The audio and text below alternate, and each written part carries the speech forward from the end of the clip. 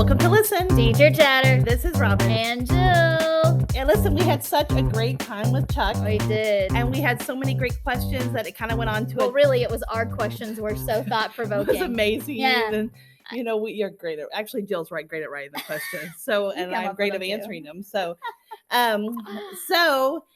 we made this a two-parter because we feel like there was a lot of great insight. And so we are going to start part 2. Yep. So let's just jump on in. Enjoy.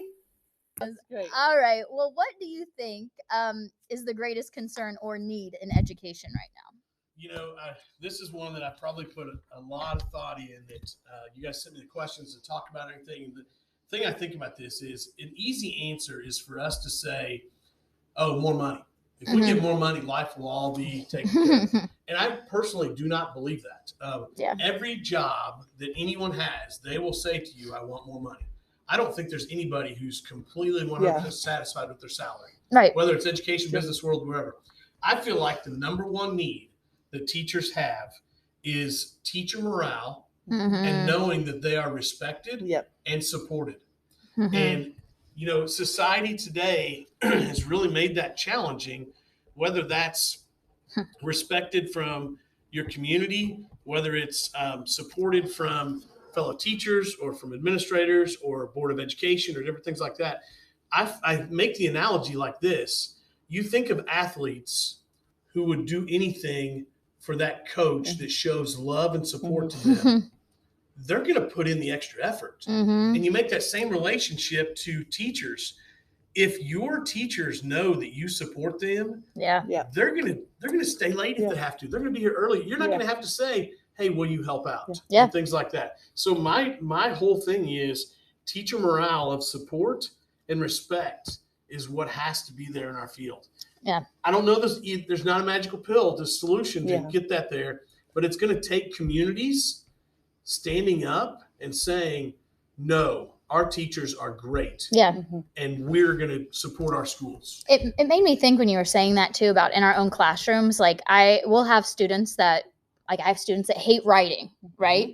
But as we build a relationship and they know I care about them and like, I know you can do this and I'm supporting them all the way and encouraging them, all of a sudden they can do that. And they want to. One of the things that I think, I don't think that I'm the best in my curriculum or any of these other things, but I think relationship wise, that's one of my strong points.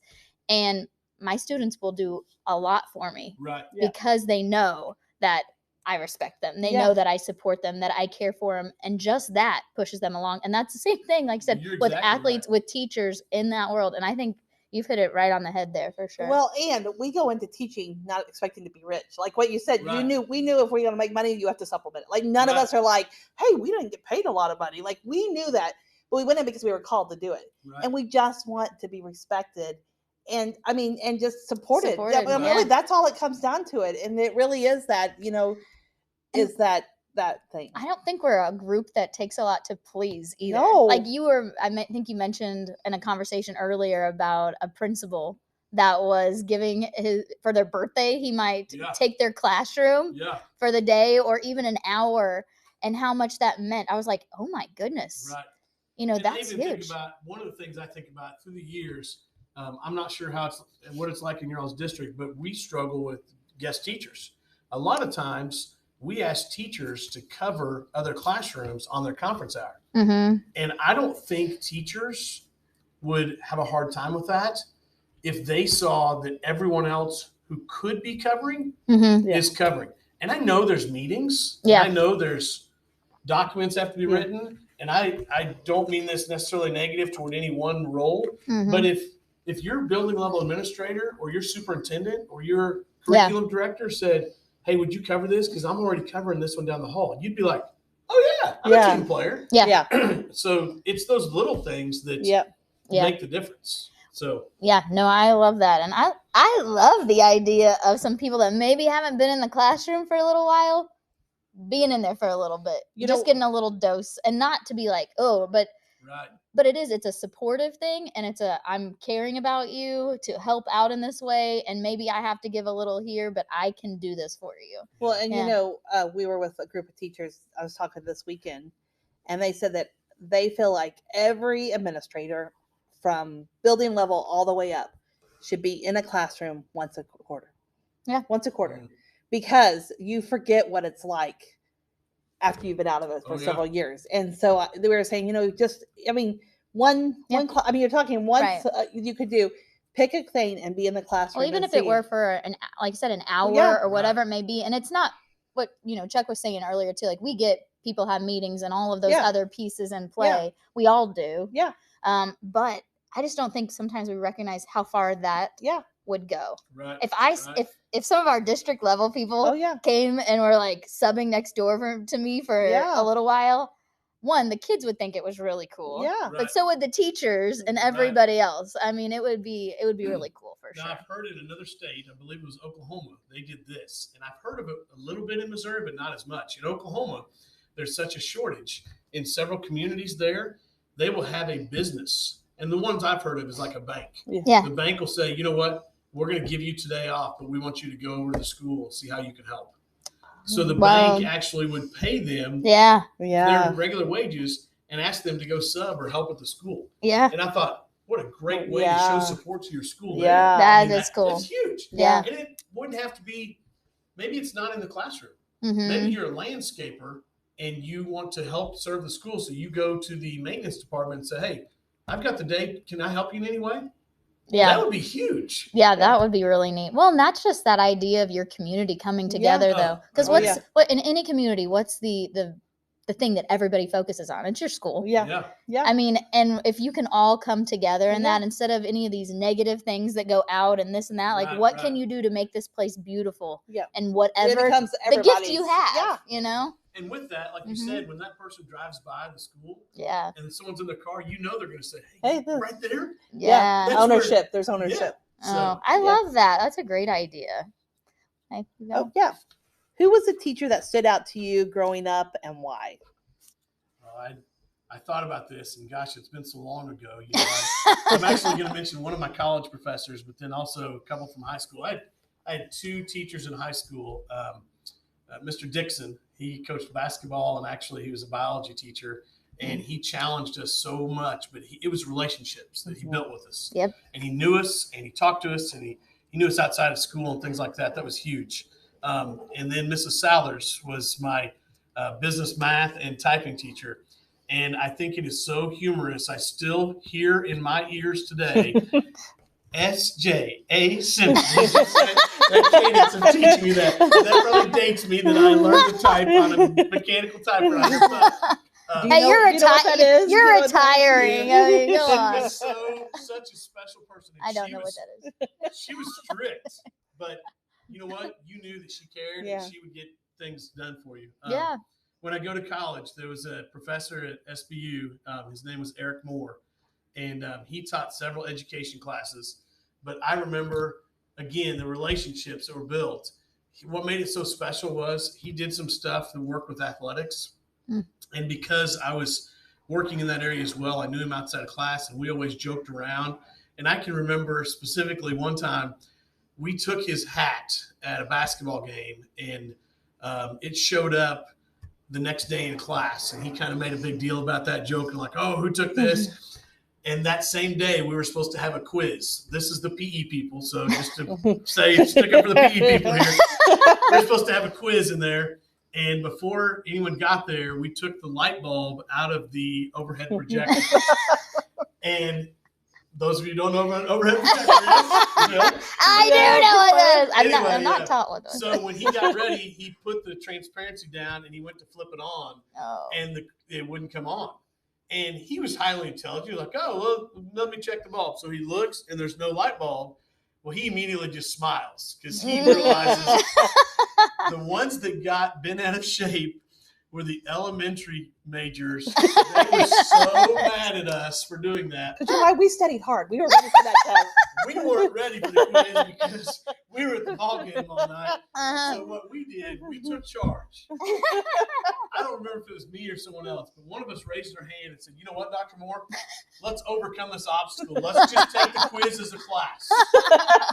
And we'll let the elementary teacher speak first. Those elementary people were glaring at us so bad until he said, that's a great idea. Let's just do that.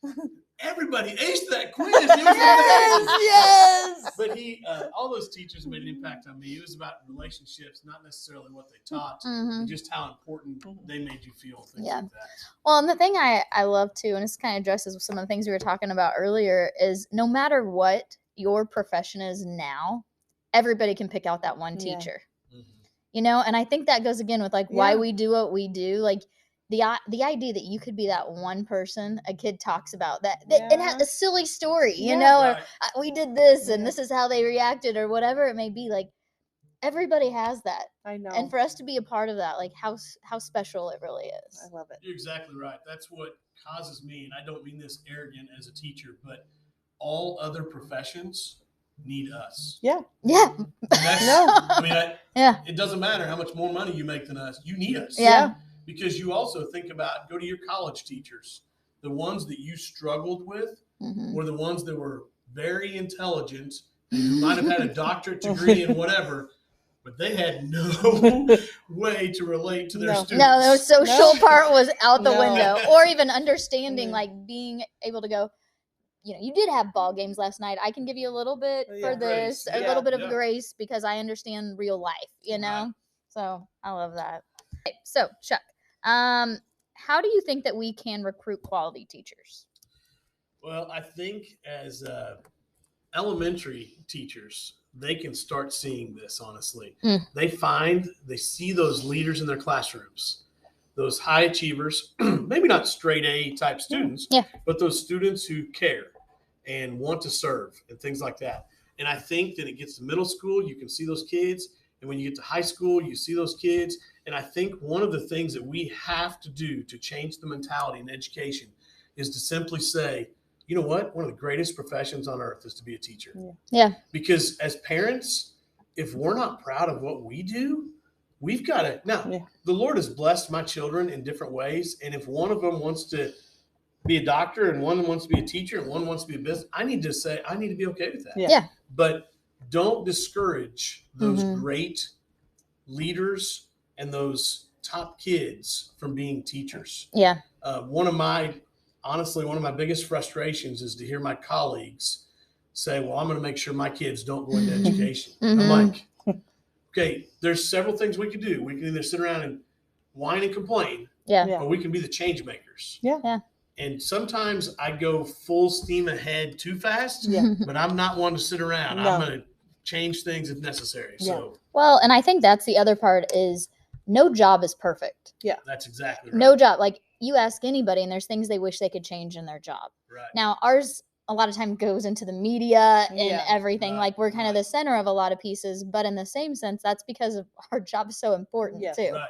And I mean, even thinking about being our biggest cheerleaders when we have those new teachers or when you have those high school kids that you're around, all of those different pieces, I think we can all picture kids in our mind were like, they could be a great teacher. And you're right. A lot of times people are guiding them in other directions. You're exactly right. And they could be guiding them in a way that, quite frankly, that's not the path that God really wants them to be in. I know a lot of people that have degrees in other things because people were trying to push them away from education.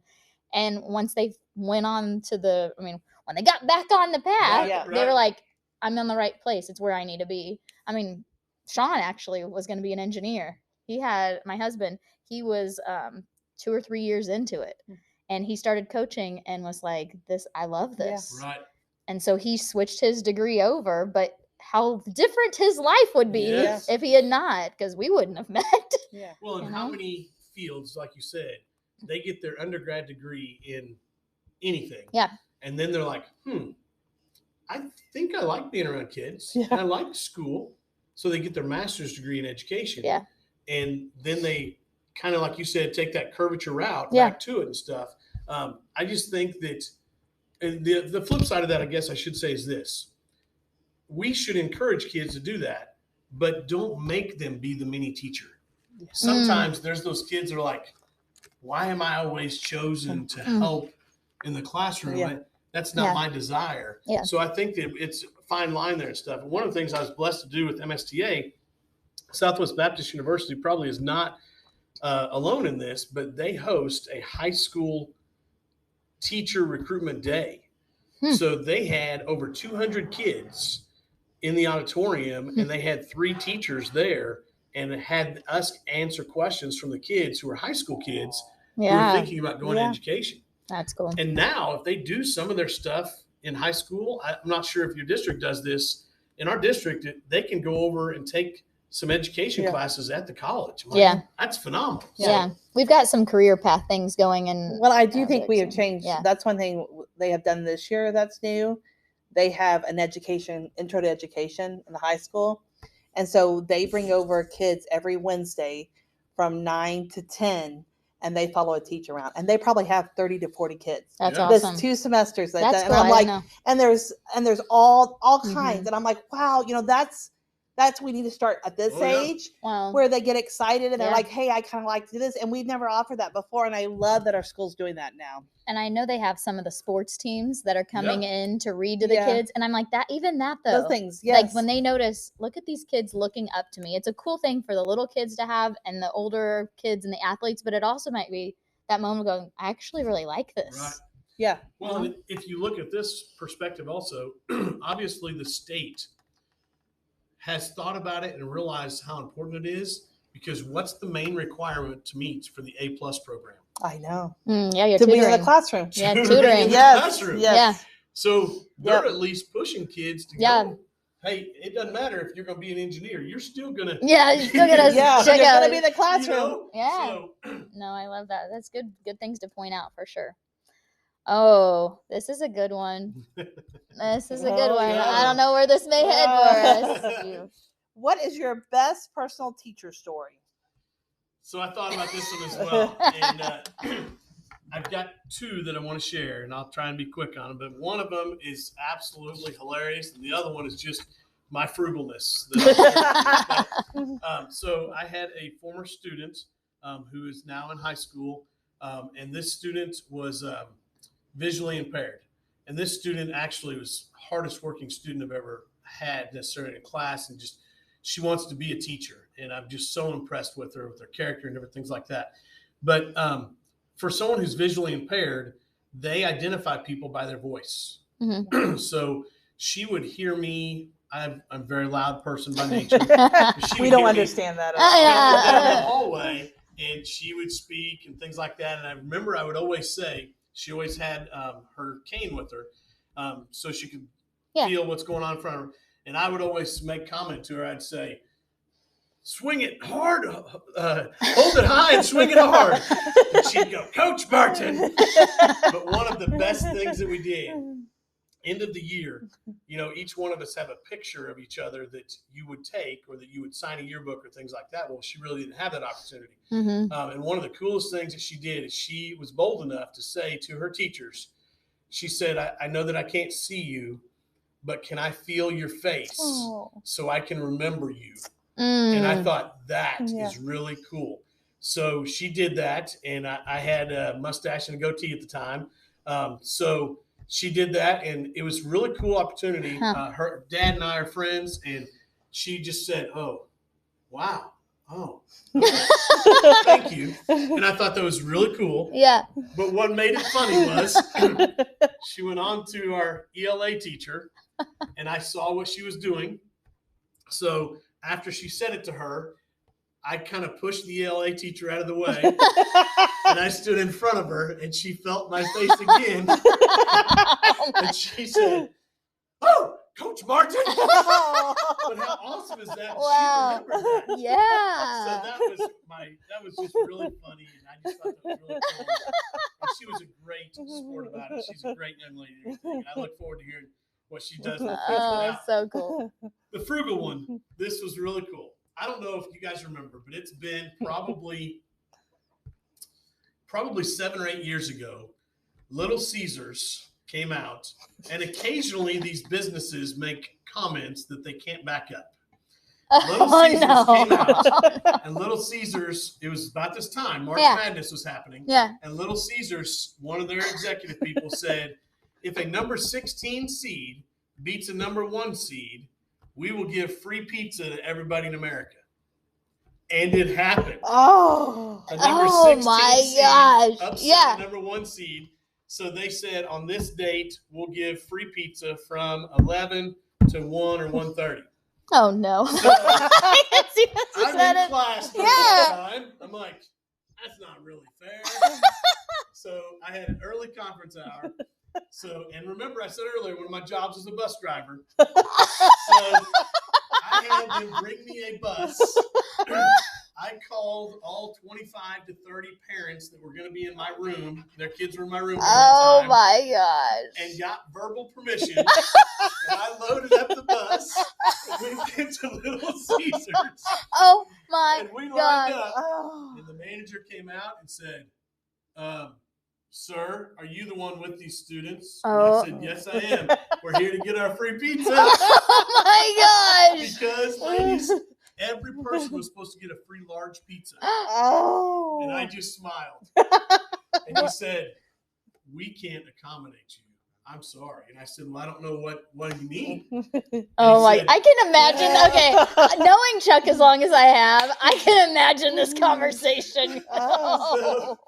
I'm feeling really awkward right now. So he gave us all free meal coupons to give to all those kids. And then he said, if you will trust me, I will make it right by the end of the year. We had over 100 kids on our team, and they all got those free meal coupons. And then at the end of the year, You took 100 kids to Little Caesars? I took 30. Oh, okay. Just my class. Okay. But I ended up went down and picked up 20 or 30 pizzas.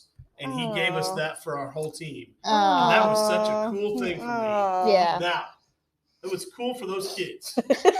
But here's a life lesson. How to work the system. Here's a life lesson that I want to point out to everybody. Oh my gosh. We've got to be happy for other people when nice things happen to them. Mm-hmm. Because I had some people extremely mad that I was only taking those 30 students down there. Well, I need to tell you, my son was on my team that year. Mm-hmm. He did not get to go because he was not in that class. Yeah. But you know what? They all should have been going, that's awesome. I know. Just like you were, instead of, I ain't getting any Little Caesars. That was the coolest thing for me to get to accomplish.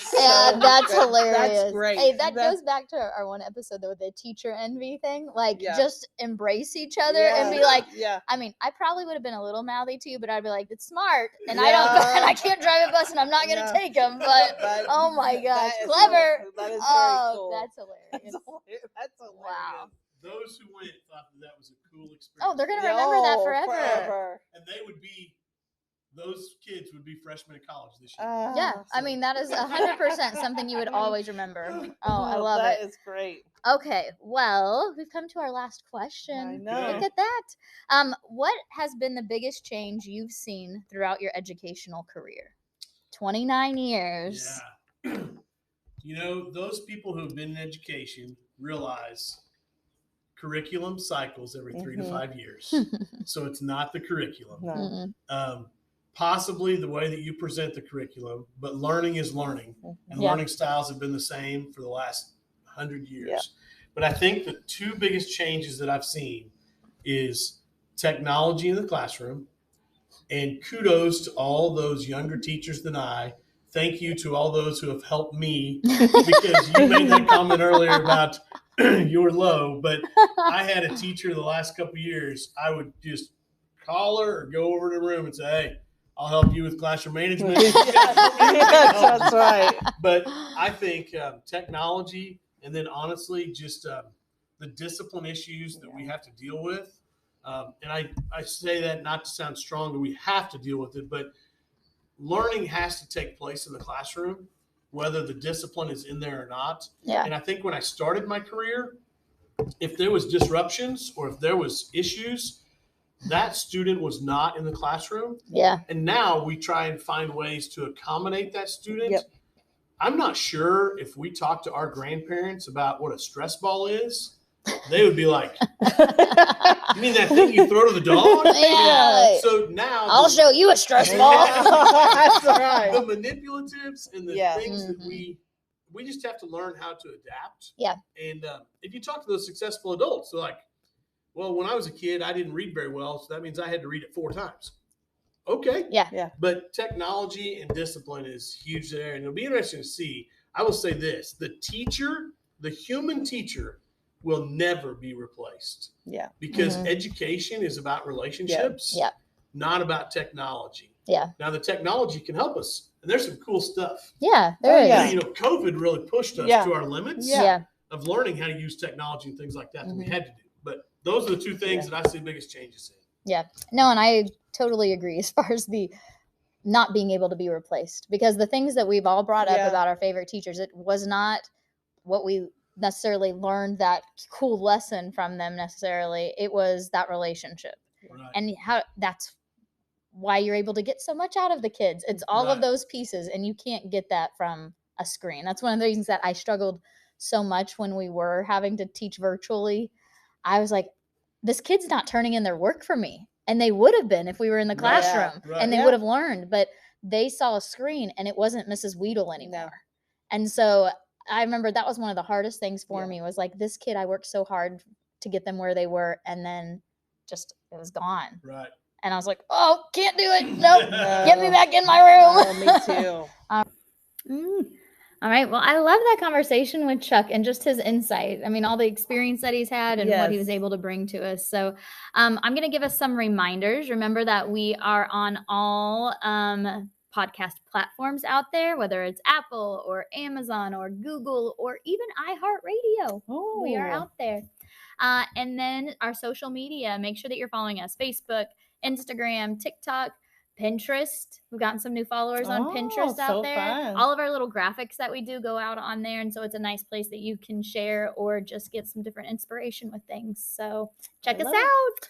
All right. So our scripture today is Matthew 6:8. And it says, do not be like them, for your Father knows what you need before you ask him. Mm-hmm. And I came across this little saying, well, it came from the great Facebook, you know, where all my great insight comes from. The truth. The truth comes from. But this was, someone posted this, Time Warp wife. She posts a lot of sayings, but it said, long before Zacchaeus couldn't see Jesus, the tree was already planted to meet his need. Mm-hmm. And so I thought, man, it's such a great reminder this week that God knows the things you're going to go through. Mm-hmm. He knows the things that you're going through right now. Yeah. And just like, and if you have not read the book or the story about Zacchaeus in the Bible, go back and read it. But it's about a small little man that wanted to see Jesus, and he had to climb up in a big tree so he could be seen. But it's such a great reminder that long time ago, the tree was planted because one day Zacchaeus would need it. So no matter what you're going through or what you will go through, I want you to know that God already knew about it. He already planted seeds to take care of you, and that he walks beside you all the time because he is faithful. And so I'm going to read that scripture one more time, and it's just such a comfort for me too. And it's, do not be like them, for your Father knows what you need before you ask him. So he knows before you even come to him, which you should come to him and you should ask, but he already knows what you need, and he's always there ahead of time for you. I love that. And I love that reminder, because sometimes we feel like, for me, I'm sometimes like the independent. I don't want to ask. I can do this. I can figure it out. But God does want you to come to him and just present those requests. And yes, he may already know, but I think it's also that idea of like, you may know that your spouse feels a certain way, or that your friends feel a certain way, or that they may need something. When they come to you with it, it gives you that opportunity of something more, and gives you that insight and that love and all those pieces. So love it. So we hope you have a great week. And this is Listen, Teacher Chatter. This is Robin and Jill. See you next week.